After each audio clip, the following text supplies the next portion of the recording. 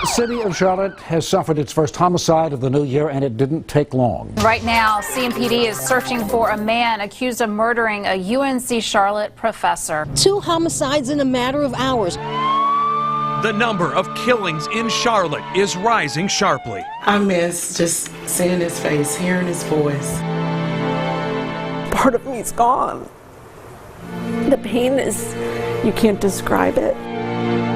How did we get here, and how do we save the next victim? It's so much more than just a number. We're giving out hope. We're letting people know we love them. This is Homicide and Hope, A WBTV On Your Side community conversation. Good evening, and thank you for joining us tonight. I'm Brigida Mack. And I'm Jamie Bold. The city of Charlotte is on pace for the highest number of homicides the city has seen in a long time.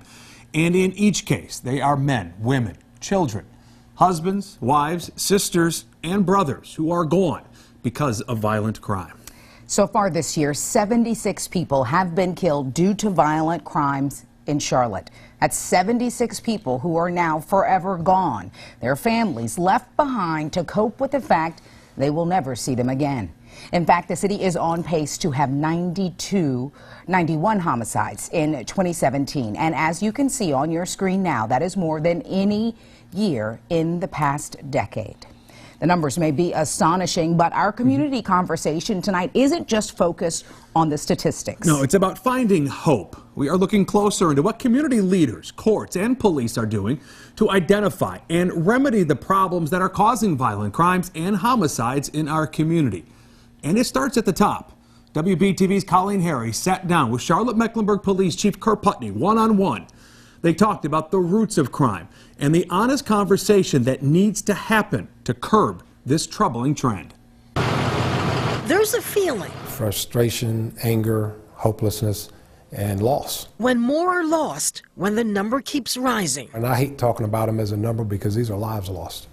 We're meeting with the families of people who have just lost family members. So it's so much more than just a number. Kurt Putney has been chief of Charlotte-Mecklenburg Police since 2015. But this year, we're seizing guns. We've seized 1,800 guns already. 400 plus of them were stolen. The city is on track to challenge a distressing statistic. The number of people killed could be as high or even higher than 2005, when there were 85 homicides. It was even worse decades ago when street violence in Charlotte was so deadly, the killings seemed constant. Back in the early 90s, where we were talking about cocaine, crack cocaine in particular, driving a lot of the homicides over turf and drug trade. That's not the same case right now. This year, more than 70 people have been killed so far. So despite that number, we're not looking at like a public safety issue in terms of gangs, and drug issues. No, that's not driving it this year. What's driving it right now is those minor disputes that escalate. Chief Putney says lives are being lost because of arguments, domestic violence, robberies, drugs. We're not seeing a lot of people talk about what really needs to happen in specific parts of the city to change these outcomes. And a lot of that has to do with race, culture, and hopelessness. In the homicide so far this year, there is a deeper statistic that should jolt the community. 79% of our victims are black. 75% of our suspects are black. If that were in proportion, we'd be talking about a reduction versus last year. We'd be under 45 homicides overall. Black on black crime that the chief says needs to be talked about. We whisper about it. We don't do much about it, though, as far as action. But what I'll tell you is, people get upset when I say that, but it's the truth. There's crime everywhere, but Chief Putney says street crime is hitting minority communities hard, and it's leading to homicides. And I talk about culture because machismo, this manhood concept out of control, is driving some of it too. You can't back down, so you're going to charge forward, and you don't have the courage to do so as a man should. And you're grabbing a weapon and solving minor conflicts by taking a life. Officers are on the lookout for repeat offenders. The police department is hoping its community empowerment initiative in certain neighborhoods to give people whatever help they need will reduce killings. The thinking is heal families now, prevent a homicide later. Nobody wants to say I have a violent community. I have a violent neighborhood. But I'm proud that communities like Lakewood are saying, hey, we want to change outcomes, we want to save lives, because if we do it person by person, family by family, we can make some headway, but this is long-term investment. In a year where statistics show most homicide victims knew their killer, the chief says the community needs to pay attention to the underlying factors. And what we're not talking about, too, is around accountability is responsibility. We need parents to step up and be good parents. The question is, will this year's losses teach the city lasting lessons so this feeling so far this year won't come back again? And that is not the future that Charlotte deserves. We deserve much better, but we all need to come together and do our part to make that happen. A candid conversation with the police chief. Now, police tell WBTV that so far in 2017, around 60% of the homicide cases in the city have been cleared. They have their suspect. Police say detectives are working hard on each case, but with the increase in homicides this year, along with other crimes in their caseload, detectives have their hands full. When you come to homicide, it has to be a calling for you, and you have to know that you're in store for some hazardous duty. Now, Colleen learned more about how detectives investigate these violent crimes, and she'll detail that coming up in the next hour of our community conversation, which you can see on our sister channel on Bounce TV. You'll also be able to stream it live on WBTV.com and the WBTV News app. Brigida? Jamie, for some families, these cases are not cleared, and until they are, closure is all but impossible. David McClendon's mother has lived that nightmare every day since her son was found dead inside his Charlotte home last year. Detectives tell our Sarah Blake Morgan they have no idea who is responsible. I miss just seeing his face, hearing his voice. Inside a living room in Anson County, it's on my mind every day. A family gathered to talk about their missing piece. I just miss him so much. Everyone here misses David McClendon, but no one feels his void more than his mother, Vivian. Every day. It's not a day don't pass. I don't think about my son. I wake up, I lay down, I get up. It was July 24th, 2016. Vivian couldn't reach her son for days, so she drove to his house on Prescott Court in North Charlotte. And I couldn't get the door open. And then when I finally went around, found him. Found him in his place on the floor. He was inside of his home alone, and it was a couple of days before he was located. So we were already behind the ball starting out from the 911 call. Detective Shayna Eisenhower and other CMPD investigators spent hours processing the 32-year-old's home, trying to pinpoint who was responsible. There are no witnesses, so there's nobody to interview to try to obtain more information. All the information that we get has to come from the things that we collected from the scene. David was found with apparent trauma. That is all CMPD will release. No witnesses ever came forward, and so far, there are no leads. We have nothing right now. Well, I want to know what happened to my child. The unknown has been excruciating for Vivian. I know it won't bring him back, but it'll give me closer to get justice for him. When they see my phone number pop up on their phones, they're always expecting good news. And I haven't been able to give them good news yet. This detective and this family both know someone out there knows what happened to David. They just need that someone to come out of the shadows. I'm gonna find out what happened to you, baby. I'm gonna find out.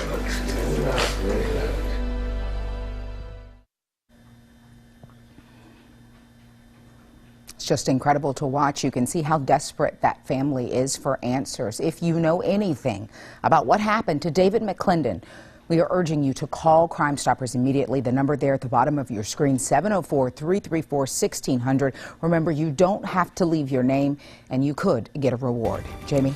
Brigida, as we've seen over the past year, anyone at any age can lose their life to this violence. But when you're talking about young people, the concern seems to go to another level. When a young person is killed or is the killer, the shock is magnified.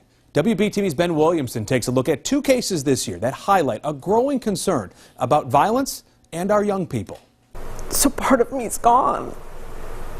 The pain is, you can't describe it. You go on, but you can't go on, so you're car's in drive, but you're not going nowhere. The Finch family and the Frazier family, they didn't know each other before this year. Many of us didn't know them either.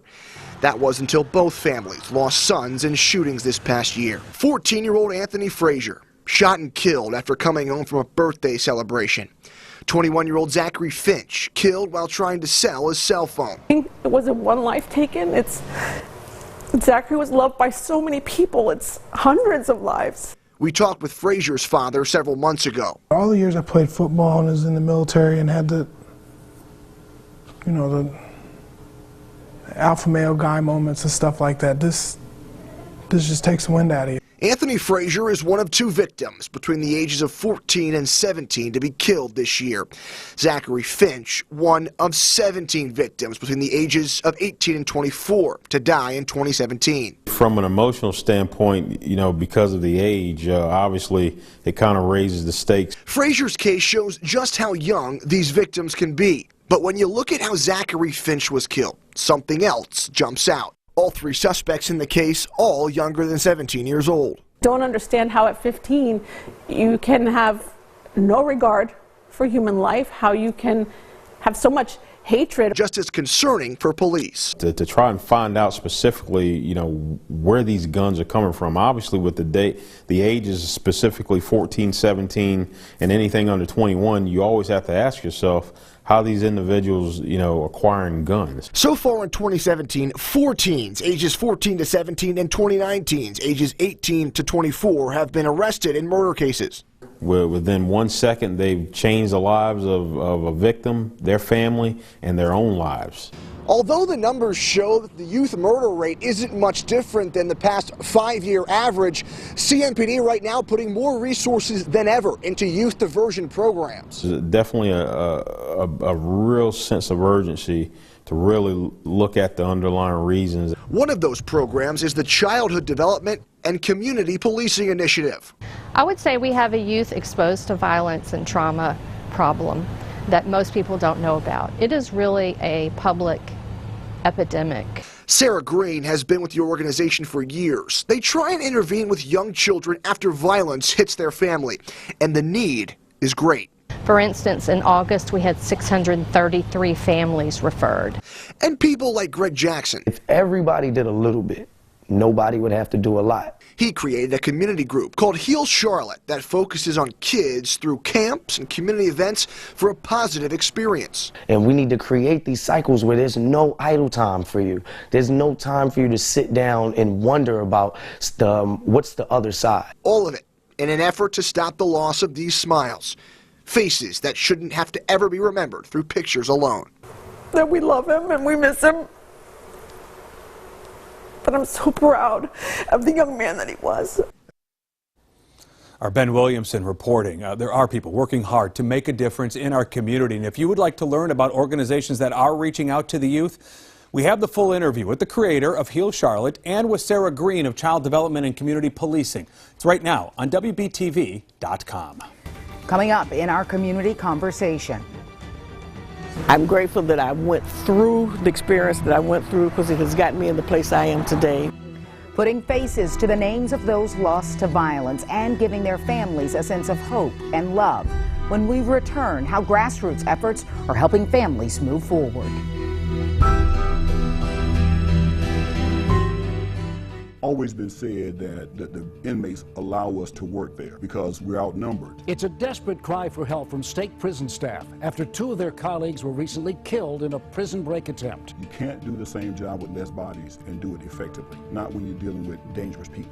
Prison workers tell WBTV why they feel like it's only a matter of time before the next escape attempt is successful. WBTV investigates the manpower challenge facing our state prisons. Monday on WBTV News at 6.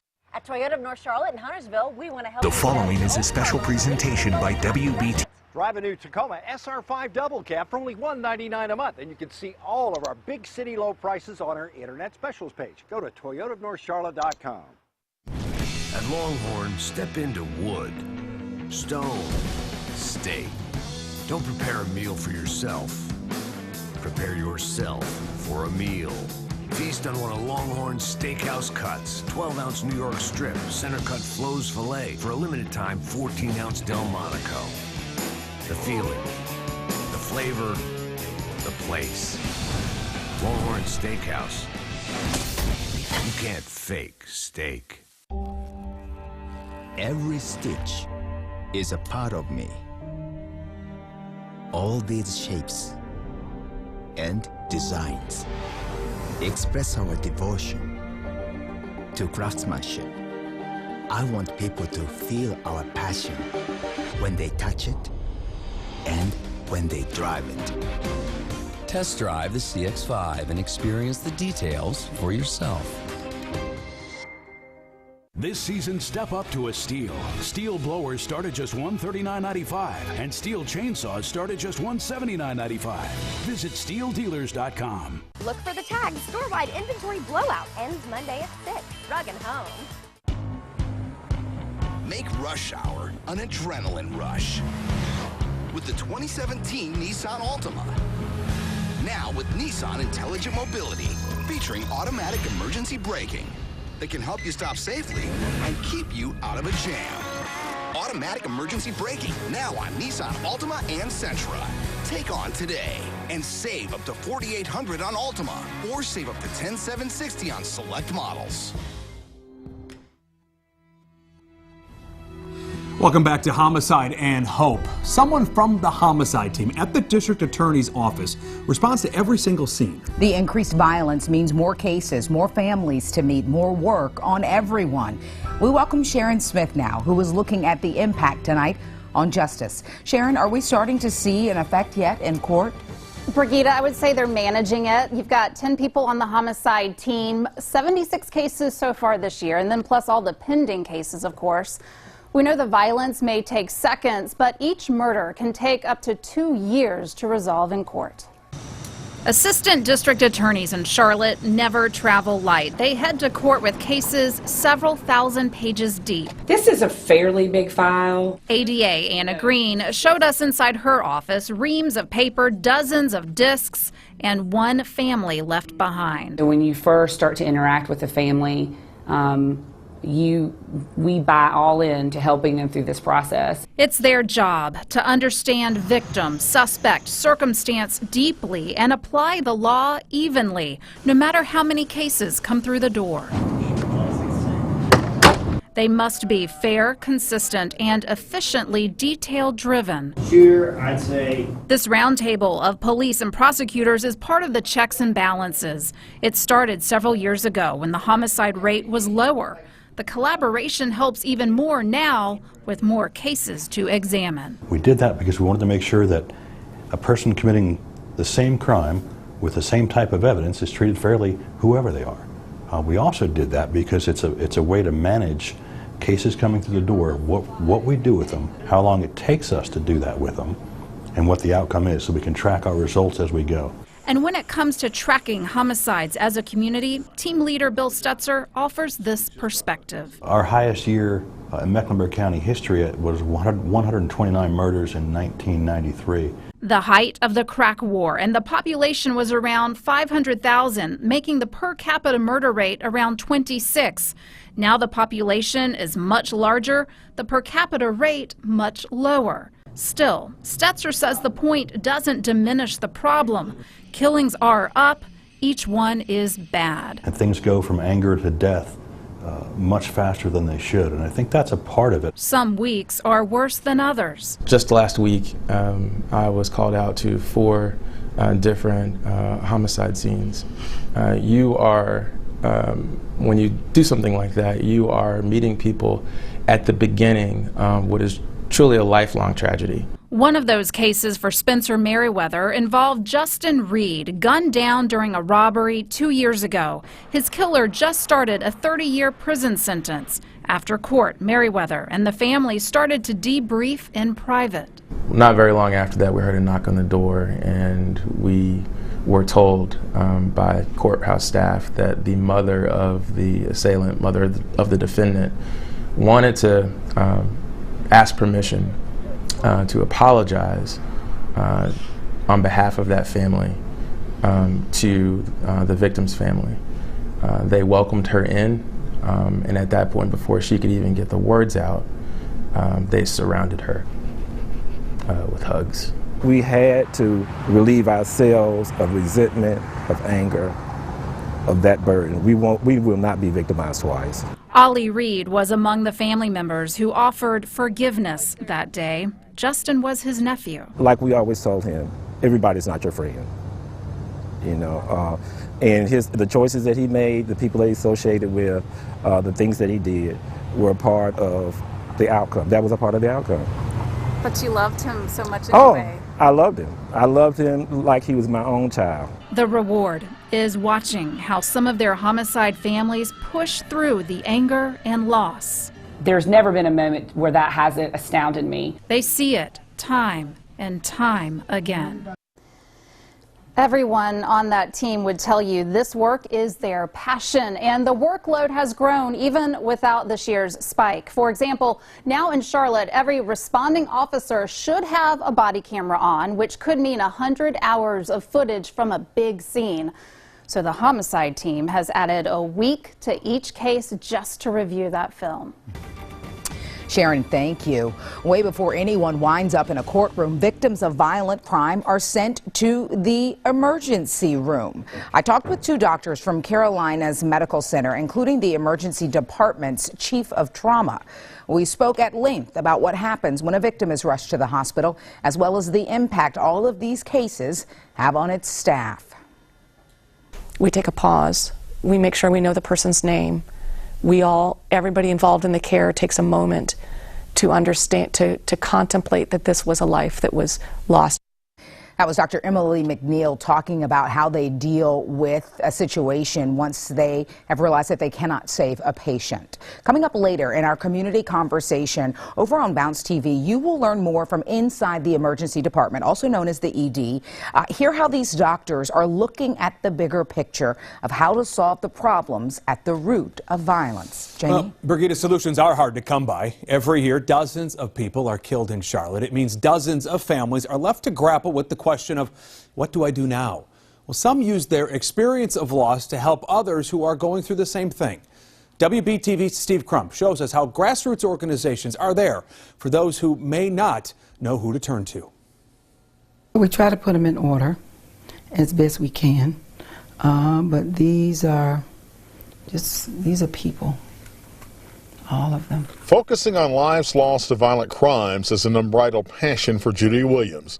She heads up Mothers of Murdered Offspring, better known as MOMO, and this photographic tapestry of tragedy honors the departed. We want to put a face on the pain that comes with the loss of every loved one. This mosaic of faces, mostly black and clearly young, all share the common thread of dying too soon. Violence starts in the mind. And if we don't affect the mind, nothing changes. 24 years ago, this organization started with its signature candlelight vigils and balloon releases. Like the victims they remember, these rituals number in the hundreds. We're giving out hope. We're letting people know we love them. Community advocate Robbie Harrison has been on the receiving end of that hope and love. I'm grateful that I went through the experience that I went through because it has gotten me in the place I am today. Her son, Peyton Robinson, was killed back in the 1980s, and his face is among the more than 700 images making up the MOMO display. His mother's anger has been transformed into positive energy by lending support to the activities carried out by this community organization. The losing of my child brought me to a different place and a better place that I would be in today had I not gone through. Talk to experts and they'll tell you that grassroots organizations do make a difference as it relates to curbing violence. On one hand, they educate and engage the community, and on the flip side, their exercises and outreach provide moments of prevention. We need those grassroots organizations to come out to support us. Retired CMPD Detective Gary McFadden recalls how the nation's crack epidemic during the 1980s pushed the local homicide rate well beyond 100. During recent years, figures cut in half. But an alarming trend is underway when you consider the following numbers. Last year, Charlotte recorded 67 homicides, but for the first 9 months of this year, the number was 69. We haven't got to the point of where we are telling people how to solve or settle their differences. We've got to find ways to sit and talk things out. Successful conflict resolution may reduce the number of new headshots, and these pages with telling messages are keeping tabs on the deaths from year to year. The jails being full and running over shows us that people don't get away with it. As Judy Williams continues finding, honoring, and working, she offers this realization by contending that homicide leads to two places: jail for the assailant and the cemetery for victims of these heinous crimes. Steve Crump reporting for us. You can learn more about the mission of Mothers of Murdered Offspring and other groups. Just visit WBTV.com/conversation. Grassroots organizations aren't the only ones stepping up to the plate to help families who lose loved ones. Charlotte-Mecklenburg Police Department created the Homicide Support Group shortly after the murder of Jerron McGill 8 years ago. During the monthly meetings, members have access to homicide detectives and the DA's office. And when the unimaginable happens, they go to homicide scenes alongside the investigators. I won't say it gets easy, but it gets it becomes manageable. You manage it because death of a child is something you never get over. Every member of the Homicide Support Group has lost a family member to violent crime in our community. We have much more coming up on how this group helps others as our community conversation continues over on Bounce TV. This wraps up the first half hour of Homicide and Hope, a WBTV community conversation. But we have so much more coming up over on Bounce and live streaming online. Yeah, you want to keep it right here. We have invited several people from across Charlotte for real discussions about violent crimes and their efforts to educate others to prevent homicides. We're talking to people from different neighborhoods who have different roles in our community. So you can switch over to Bounce TV or open WBTV.com, the WBTV News app, or WBTV on Facebook to watch. Thank you for watching. We'll see you over on Bounce TV in just a few moments.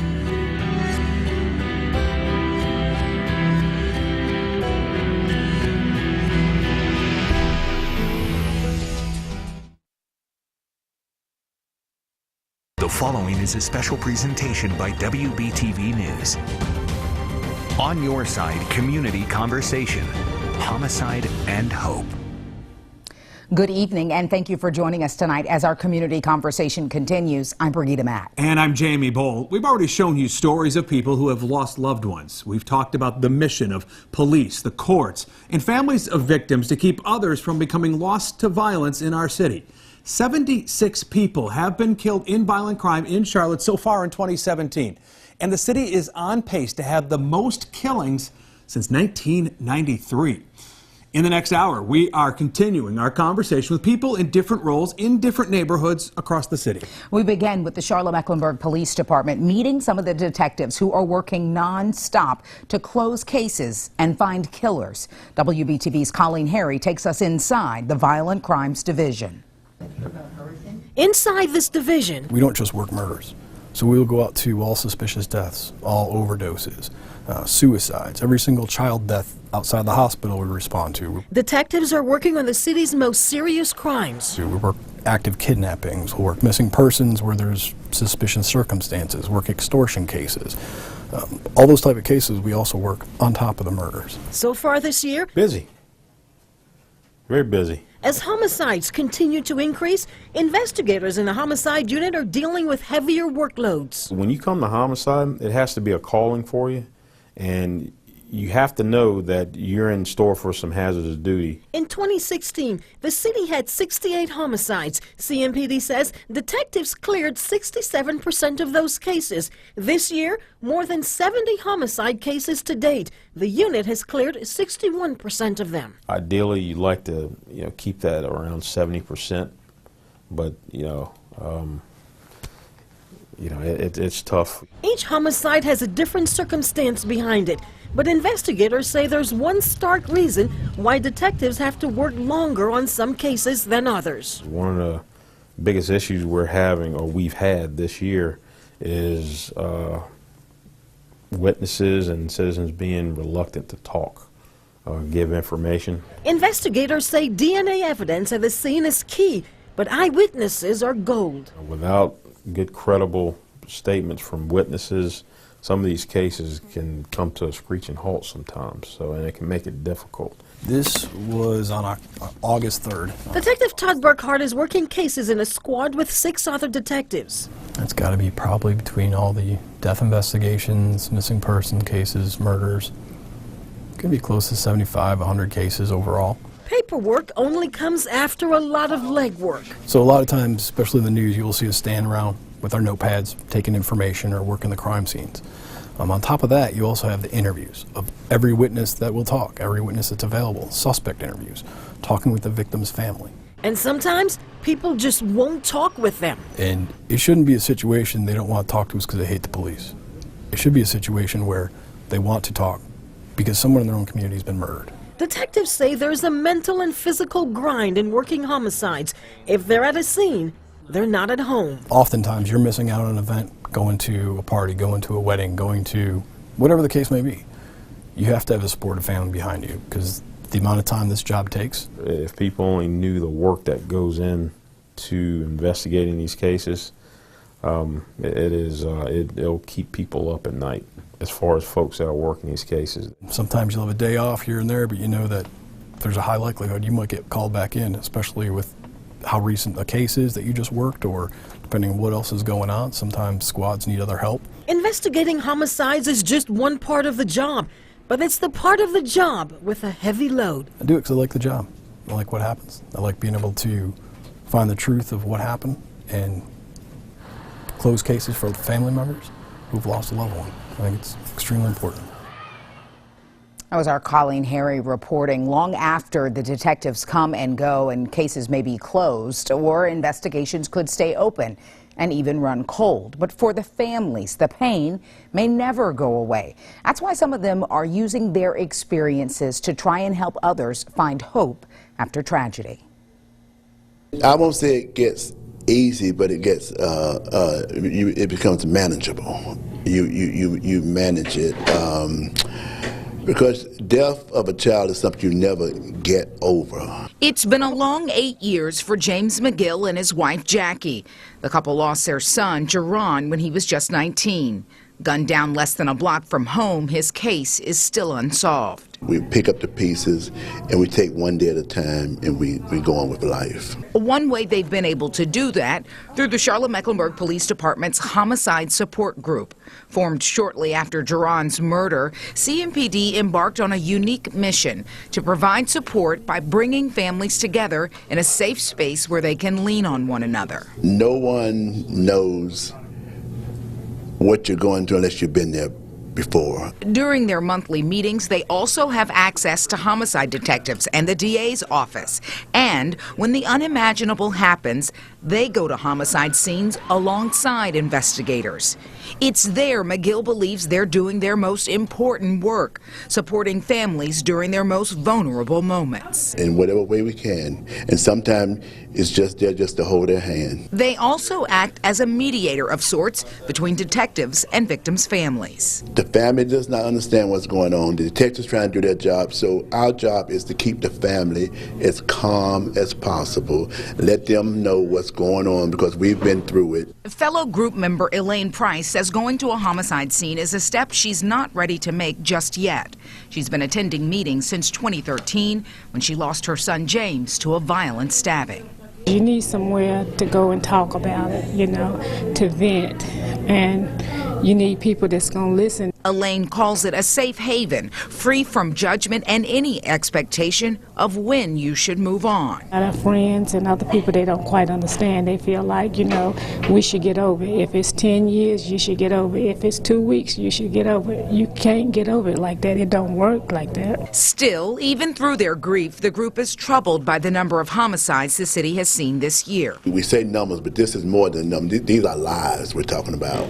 That's greater than numbers, somebody's life. Lives Elaine believes will continue to be lost unless the community comes together. We as a community, we need to start respecting each other more, you know, sticking together, because it's not going to stop if we don't stop it. It starts with us.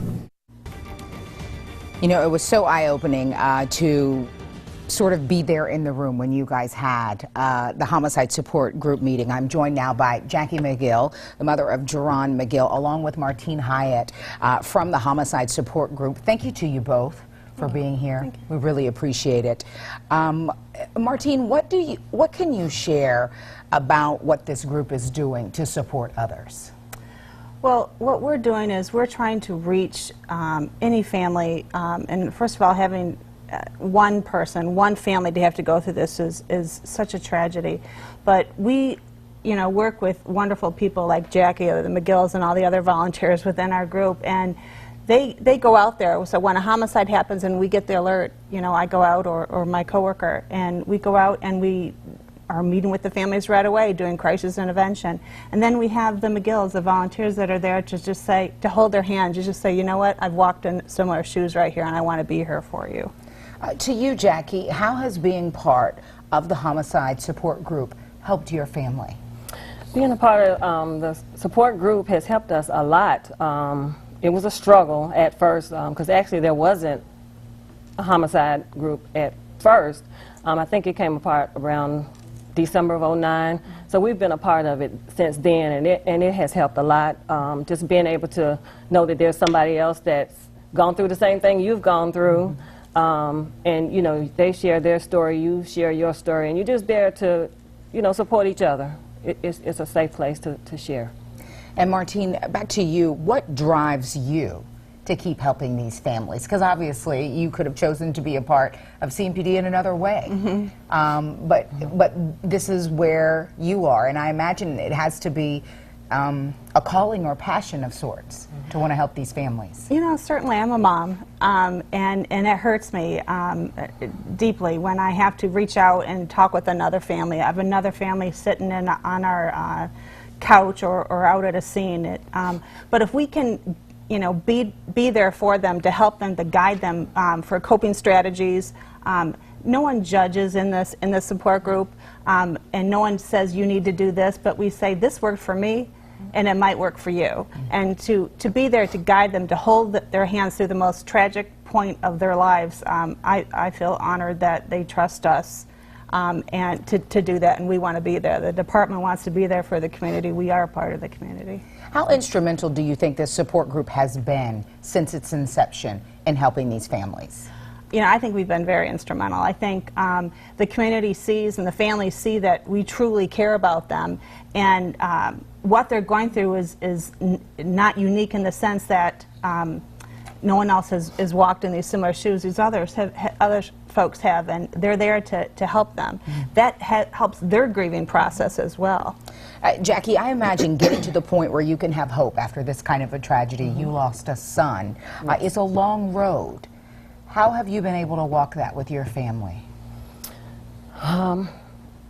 It's been through faith, trust in God, a lot of support, just church support, family support, of course the homicide support group, but most of all, just God. Just God.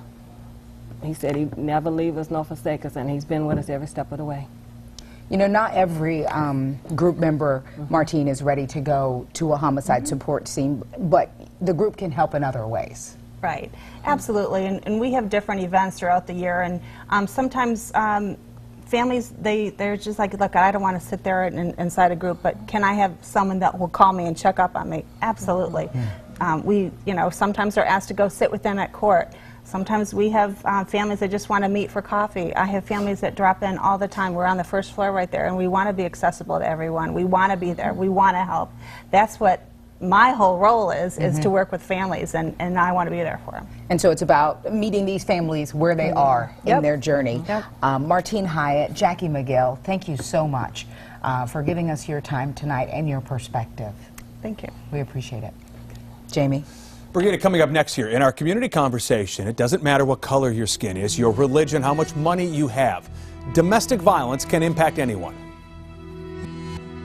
It is so wretched and so deep and so maniacal, and it's so real.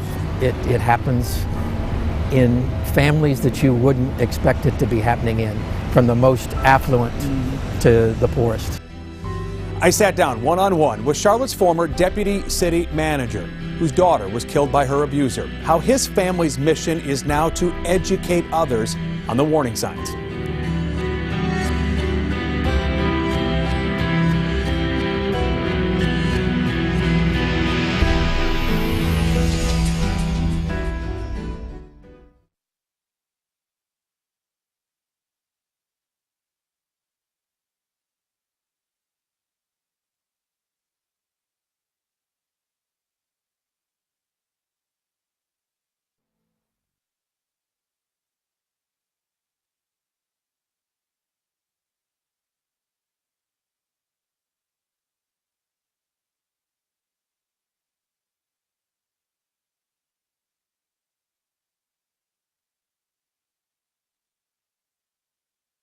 If you'd asked me if this would ever afflict our family,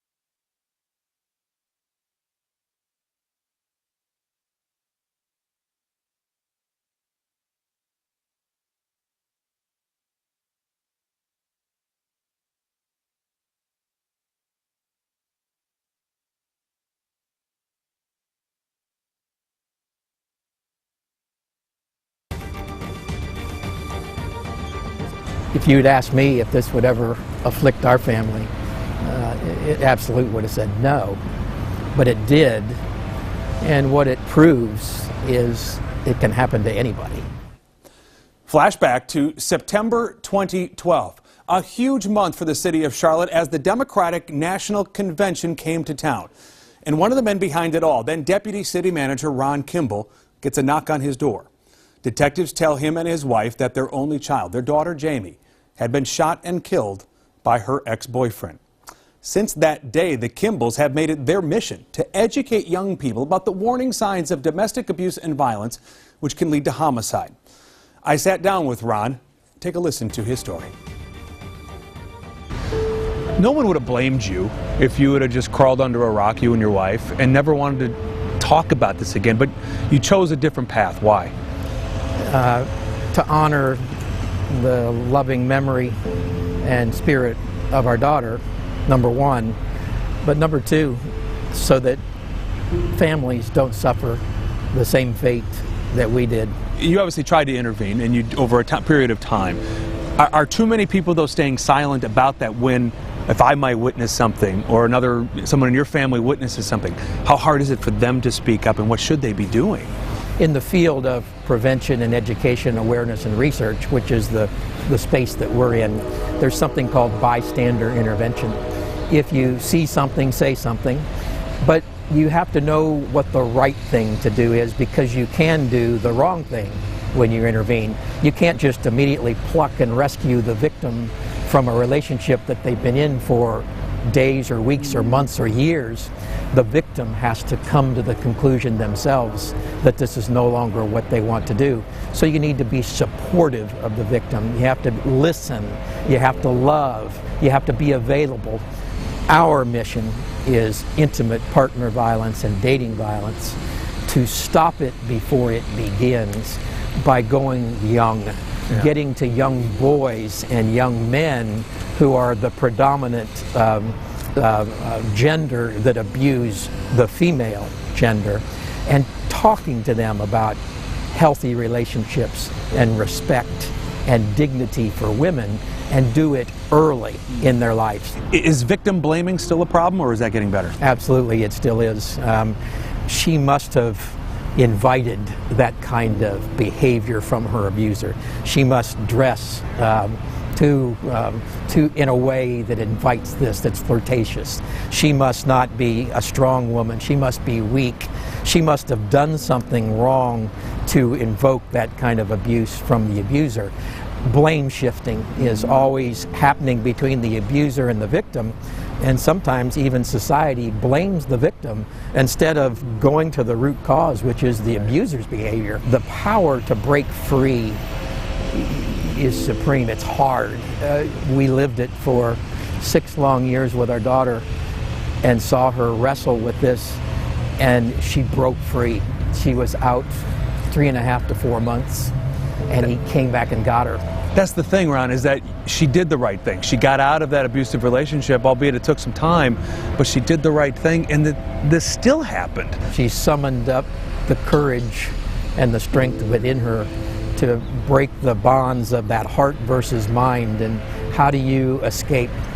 And she did escape, and she did get out, and she was moving on with her life, and she was happy again, where we had seen that she was not happy for a lot of times during the 6 years. There were good times.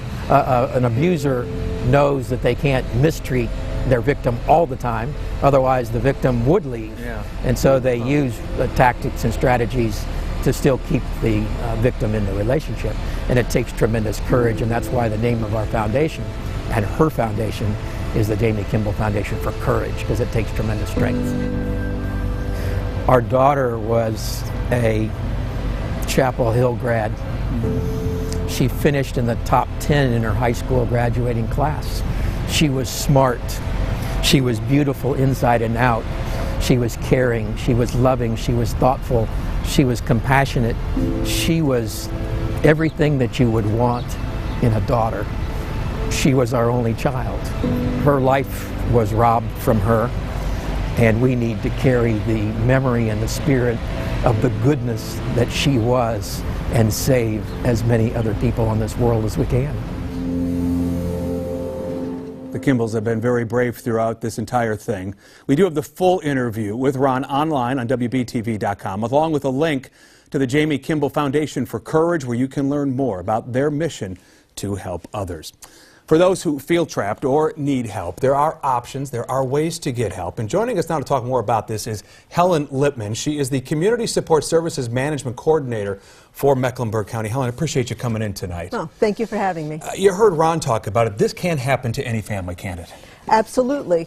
And sometimes people will recognize domestic violence. The common thing is a black eye or a broken arm, but there are lots of signs that I think people don't necessarily pick up on.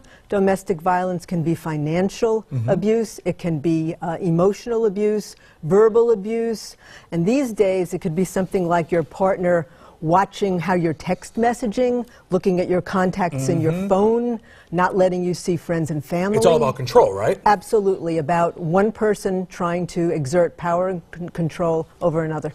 Put up on the screen, if we can, folks, as we did put up a list. This is what the Kimball Foundation has come to put up on their website, and they talk about these things that are all the things that Jamie sort of dealt with, that they noticed. A good treatment at the beginning of the relationship. Someone doesn't get into a relationship, right? Obviously, if the person they don't like them to begin with. You wouldn't go on. Right. Making victims feel sorry for their abuser. Right. You see that? That can happen too, absolutely. Never being at fault. Trying to control. You were touching on that through constant communication. Talk about that last one there. When you start to see separation from the family, that's a big warning sign. Right, absolutely, because it shows that the person wants to control your every move. You want to do the things that you want to do, but they want to control your actions. And you feel isolated if you can't be with your friends and family, and powerless, and more reliant on that one person you're in the intimate partner relationship with. Not a good place to be. So if you're in an abusive relationship, step one, what should it be? I would say the first thing that you should do is look into the resources that this community has, and we do have resources. Mecklenburg County Community Support Services Department has a division that deals specifically with domestic violence issues. We offer counseling for adults and for children who have been exposed to domestic violence. Also, there is the domestic violence shelter that's run by Safe Alliance in this community. There's victim assistance that can help people obtain protective orders. There's also a program that we have, it's a state-certified batterer intervention program to work with perpetrators of domestic violence. What if you're a friend or a family member and you suspect something is going on? That's a tough situation to be in. What do you do? It is, and I'm so glad you asked that, because when I've worked with the Domestic Violence Fatality Review Team, so many times when we have reviewed fatality cases, friends and family knew but didn't know what to do. Right. And so here are some things we've sort of put together. One, educate yourself about the warning signs so you know. Educate yourself about what resources are in the community. Speak to the person. Offer support.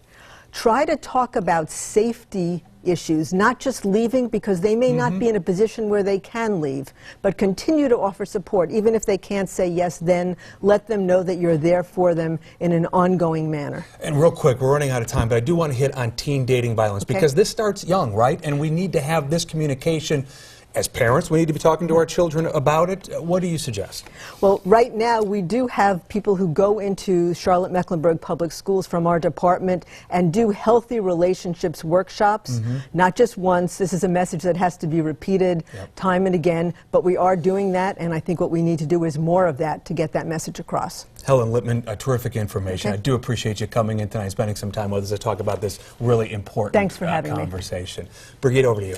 Jamie, coming up next in our community conversation, a well-known local barber gunned down in front of his home. No suspects in custody. Friends and family don't know why anyone would have taken his life.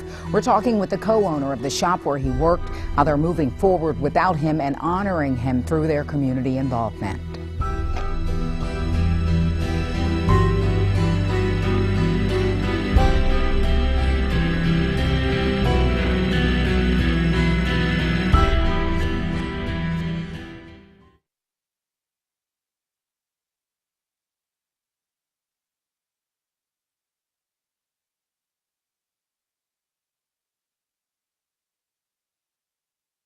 He mentored men and women, young and old, so he was a solution to the problem. He definitely was not a problem.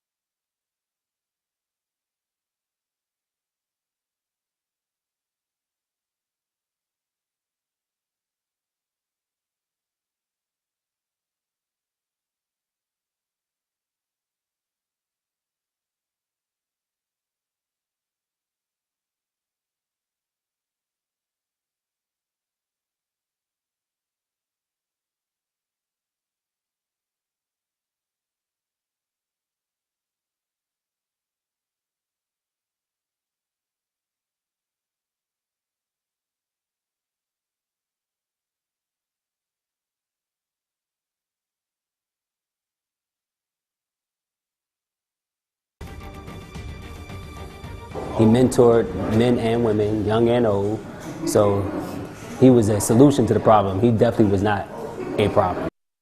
June 20th, 2017, well-known Charlotte barber David Lindsay found shot to death in his vehicle outside his home in East Charlotte. Friends and family say they can't figure out why someone would have gunned him down. More than 4 months later, still no one in custody for his death. Tonight we are joined by Jermaine Johnson. He is co-owner of No Grease Barber Shop, where David Lindsay worked. Thank you for being here tonight, Jermaine. Thank you. I can only imagine that this has been tough for you and the No Grease family, because you guys are like a family. Yes, ma'am. Yes, ma'am. I mean, you know, David Lindsay went to my barber school in 2003, 2004, so I met him when he was 17, 18 years old, and, you know, just before his 30th birthday, he's gone. So, yeah, it's been tough. It's been tough. What kind of man was David, for those who don't know? This was a spunky, creative, funny, David was I mean, you can't put all the words. David was just a hair technician. That's what he called himself. He was a hair technician. Obviously, his loss, part of that motivated you guys. What can we do to honor him, to honor his memory? What have y'all been doing? So we've already created a David Lindsay barber scholarship. So we've already given out at least 3 scholarships to aspiring new talent that wanted to become barbers. You know, David actually, when he started his career, he had won a scholarship, and so and it was the Bobby Fields scholarship. Yeah, we do the scholarships in his name, and we make him a part of everything we do. We put him on our brochures. Try to stay in contact with his family, more importantly, because that is the thing that's probably our biggest goal, to stay in contact with his family. You and your brother, as black men with a thriving business, committed to being involved in the community, seeing all of these homicides, many of them people of color. What do you say? What's your message for the community? You know, it's so many different dynamics to, you know, what could be the answer or the question, and so, you know, we try to come from a, you know, education standpoint. You want to inform young people about, you know, what their future could look like. So education is big, and then you have to deal with economics. Economics is important, because if there's a need that's not being met, then, you know, I think naturally we'll try to meet that need by any means necessary. So we want to make sure that, you know, they make a more positive approach to meeting these needs. So that's our answers for now. And you come across a lot of young men of color every day in your line of work. Do you see that as an opportunity to reach them, develop a relationship? Absolutely. I've been mentoring for at least the last 15 years. So I go to the different career days at high school. We do a program we call the Barber Corps program this first year, because I have a 13-year-old son. So now, you know, these concerns are even more. So I try to do things to bring young people closer to myself, to my family, everybody, so that we can have some effect. And I want them to recognize my son when he's out there, you know, put a shield around him. And so, you know, we just have to bring them in closer, especially men. Yes, ma'am. Jermaine Johnson, co-owner of No Grease Barber Shops and the Barber School. Thank you so much for being here tonight, for sharing your memories of David Lindsay, and for your perspective. Thank you so much. Jamie. Brigadier, as you know, in many of these cases, both the victims and the suspects are young people, sometimes teenagers. When we return, our conversation shifts to talking about why our youth are getting involved in these crimes and ways it can be solved.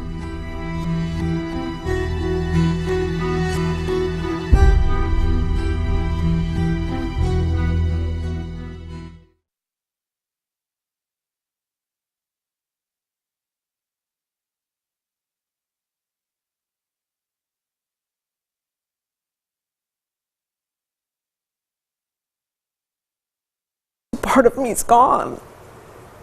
The pain is, you can't describe it.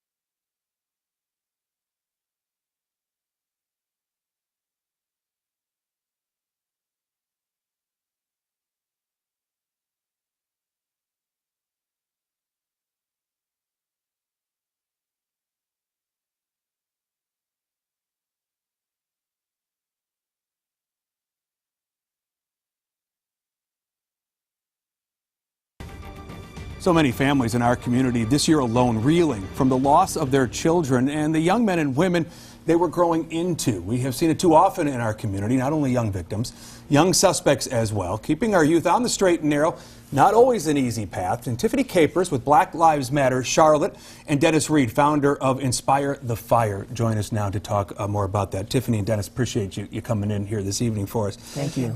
Tiffany, let me start with you. You know, too often on the news, and it makes me crazy as a parent myself, to read these stories and to hear the ages involved, 17, 19, 21 years old, their whole lives ahead of them. When you hear those stories, what do you think? I have the same reaction, Jamie. I think about the loss of potential, and I think about what had to have been happening in such a short span of time to make young people feel that, particularly those who are committing the crimes, that is the action they need to take. So it's a heartbreak. It's a heartbreaking story each and every time I hear about a young person who has either lost his or her life or a young person who's taken a life, because both of them are impacted. And Dennis, we heard the chief talking about this earlier tonight on the special. It's simple arguments. They're going from 0 to 100 real fast. Real quick. And, you know, instead of just arguing it out and maybe walking away, a weapon gets involved. Why is that happening? What do we do about it? Well, I think that young people are not trained or educated in conflict resolution sometimes. But I think that the way that you combat that is by giving them another way to express themselves. You know, particularly with me and reaching out to young people through the arts, something amazing happens when you just give them a platform. Sure. Yeah. So, you know, one of the things that I've seen, we've reached over 400 young people every summer. And I was telling her, we've never had a true behavioral problem. And it's not, and these are the same young people in those schools, but they're focused. So keeping them engaged. Yeah, in keeping something. them engaged in something that they're interested in. Right. I mean, singing, dancing, acting, rap, poetry, visual arts. I mean, and for us it's the arts. For someone else it might be sports. Sure. But we've seen miraculous things happen. I remember one particular story, and everything's not this dramatic, but we had young people who came and they were getting too hype, and they found out they were in opposing gangs. And by this time in the middle of the week, we had already built we had already built a relationship with them. We said, listen, you keep this up, you're not going to be able to perform with us on this Sunday. And it worked. It worked. How about that? And I'm not saying that happens every time, but really giving them places where they can express themselves. Tiffany, the chief said it earlier tonight, and I just want to quote him here. We're not seeing a lot of people talk about what really needs to happen in specific parts of the city to change these outcomes. And a lot of it has to do, these are his words, race, culture, and hopelessness. Is he right? He is. I think we are beginning to have conversations with the Opportunity Task Force report. I've heard in many places and spaces people are talking about race, racism, implicit bias, and how all of those factors work together to conspire against young people. Poverty is at the root of a lot of what we're seeing, and until we have honest dialogue around those issues, it's not going to happen. We have to move beyond dialogue at some point and speak to Dennis's point.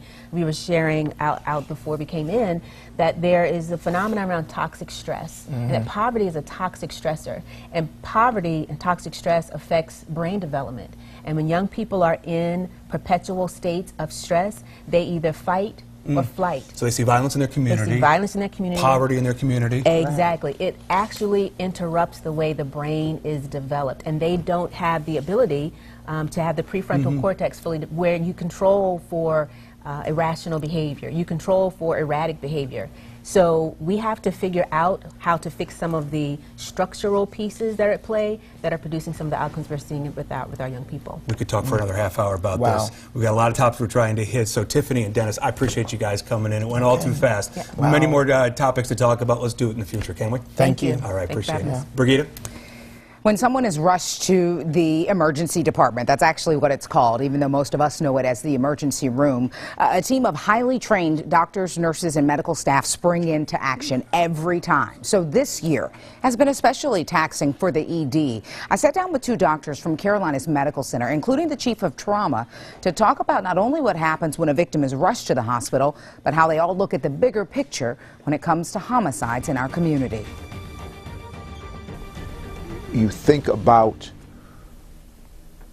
the waste of life. Dr. David Jacobs is the emergency department's chief of trauma at CMC Maine. Even after being a surgeon in the ED for more than 2 decades, he's still deeply disturbed by every single life lost to violence. As an African American male, I take this very, very personally. That and calling Charlotte home for so many years is why Jacobs believes he is duty-bound to do more than just save lives. You can't stick your head in the sand and say, this is going to get better on its own. He and colleague Dr. Emily McNeil, a CMC professor of emergency medicine, say the focus shouldn't be on the number of homicides. It really only takes one for you to think that this is a big problem. Rather, the two say looking at what can lead to violence, poverty, and disparities in healthcare, housing, and education is key. How are we investing in our children? How are we helping our children grow up in safe spaces with parents who feel empowered to be good parents? Are you willing to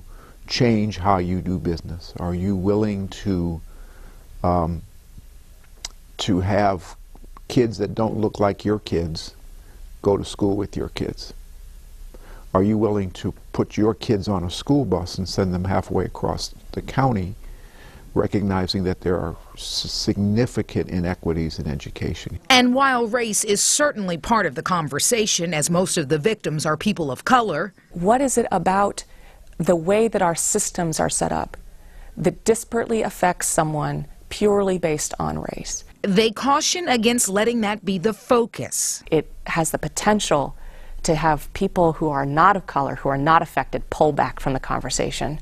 And that is very dangerous, I think. Dangerous because violence isn't just a problem for one community or one group of people.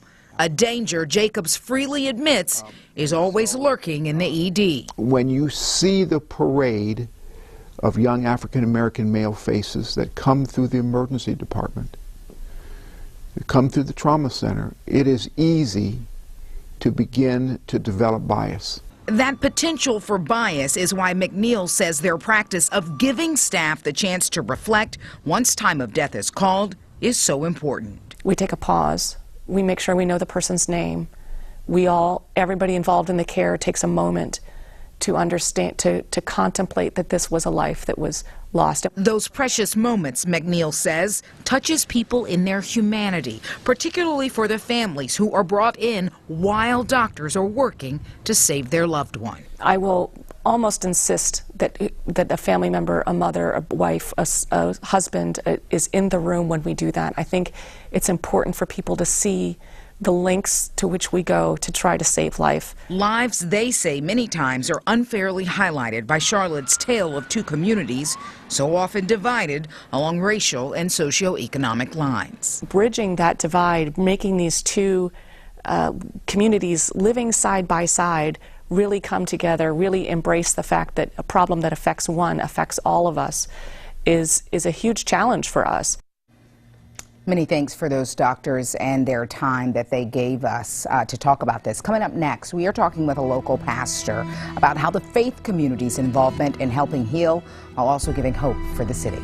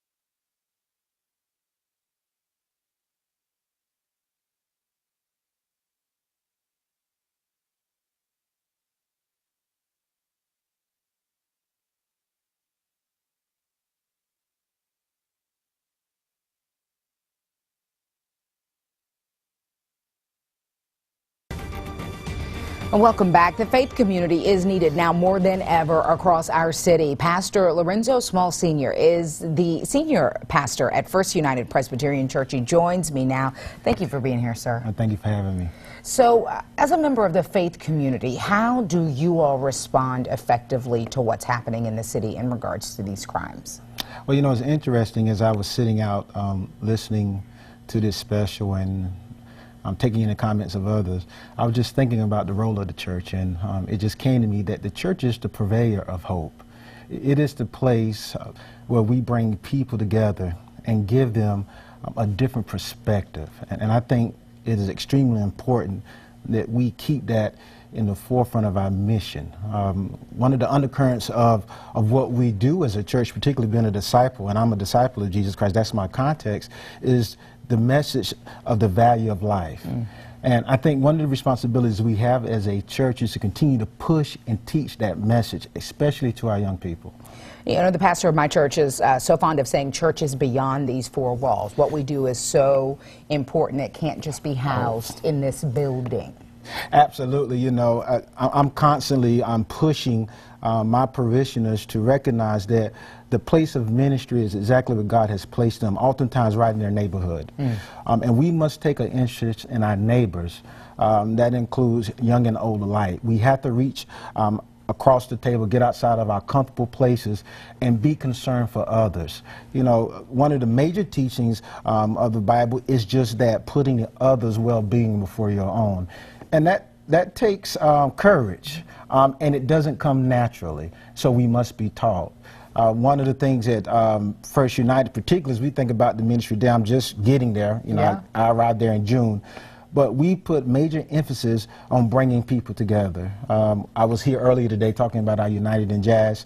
We actually have an event coming up in November. It's called Freedom Rising, where we're charging the community to come together and talk about what's happening in our society, particularly with the African-American male. It's about generating positive conversation that hopefully will compel people to go out into their respective areas and start making a change. And everybody's got to be a part of that conversation. It can't just be people from one community, people who don't look like you have to be listening and talking to. Absolutely. And I've been very encouraged about my time in the Uptown area and the concern by the general community to bring people together across boundaries, whether it be denominational lines, race, whatever those socioeconomic boundaries, really getting people in the same room and talking about these issues. That's the first step, because through conversation we come to realize that we all have the same desires. You know, we want the same things for our families, we want the same things for our children, and when we realize we have way more in common than we have that's not in common, it makes a difference. Pastor Lorenzo Smalls, thank you so much for being here tonight and for your perspective. We appreciate it. Thank you for having me. Conversation continues next here on Bounce. Please stay with us.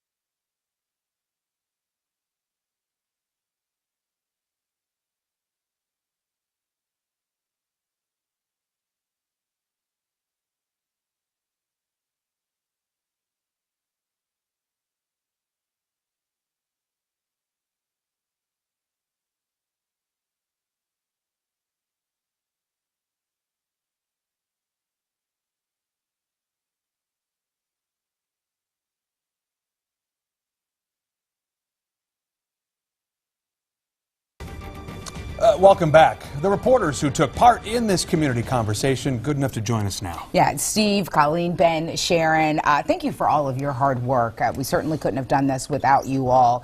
Let's talk about sort of the most eye-opening thing you learned when crafting your stories. Who wants to start, Steve? Well, I think from the standpoint of where the piece that we had earlier is the fact that there's so many faces. There are the faces behind the crime stats.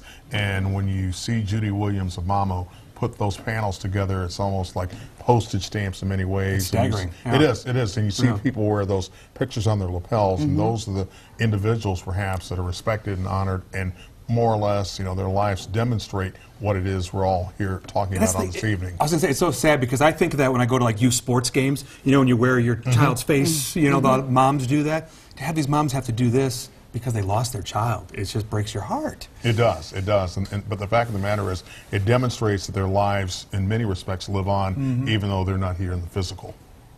The chief had a lot to say. The chief had a lot to say. The chief's been he's been saying this for some time this year, to look beyond the numbers. There are stories beyond the numbers.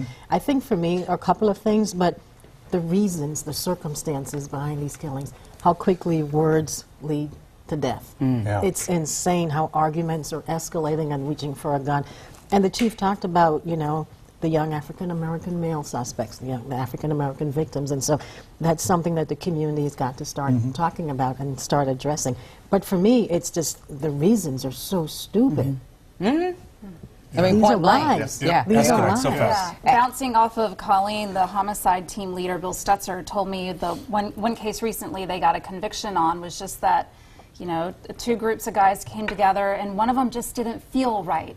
There was barely any conversation. It just escalated that quickly. They were all amped up. Everybody's got a gun. And so somebody lost their life so quickly. No discussion, no punches. It just went to that. Right. And Ben, with your story. Yeah, I think for me it was one of those things where we can never get numb about this. We report this stuff in the numbers and things like that, but you gotta understand, talking to Zachary Finch's parents and Anthony Frazier's parents, it's a lost potential there when you talk about what they were looking forward to be doing and what Zach's plans were, what Anthony's plans were. And you look at this 76 people, it's like, what else was lost there? What's the potential? What would they have done? And it's gone.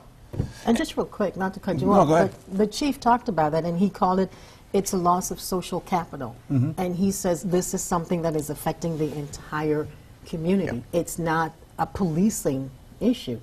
You know what I mean? Right. So just you talked about, the lives are losing, but the community's losing a lot. And I think it's just, no community is immune. You talk about the disparities that we have, be it socioeconomic or whatever, but just because you may live in a place like a Valentine, you still have got to have an interest in this, in making Charlotte totally a better community at large. How does this play in? Because here we are, we talk about like the 90s. You obviously covered those stories. The crack epidemic. I remember the 120. Right, exactly. This Yeah. is different. That's not what this is. This isn't gangs. This isn't drugs. Does this make it harder to solve or easier to solve? I don't know. Well, going back to the piece that we had done, and we talked about Mamo and grassroots, and it's just this whole awakening that occurs from the standpoint of where you got to plant the seeds of insight into these kids and give them hope, where they're not necessarily going back and resorting to violence and pulling to pieces, they would say. Yeah. Go ahead. Conflict resolution is not in the toolkit, and I think from police to teachers to community leaders, they're all trying to put that back in the toolkit for people. And it's easy to look and it's easy to complain and it's easy to say that, where we're at is terrible, and it is, but you got to do something. I mean, I think in my piece, Greg Jackson was a great example of that, where he was like, all right, I'm going to do something, and he's grown this youth program where after school these kids are going there, they don't have an opportunity to get out and do anything else, and it's grown to 55, and they need coaches, they need people to volunteer, so there's opportunities out there to actually for people do to something step about up. this. Move beyond words. Well, I hope we move the ball forward. That was the whole idea over the last 90 minutes, to go past the short news story you might see on any 6 o'clock newscast, to have a longer conversation. Some of those conversations got to continue, and they could have gone longer tonight. Thank you for watching Homicide and Hope tonight. We appreciate it. Good night.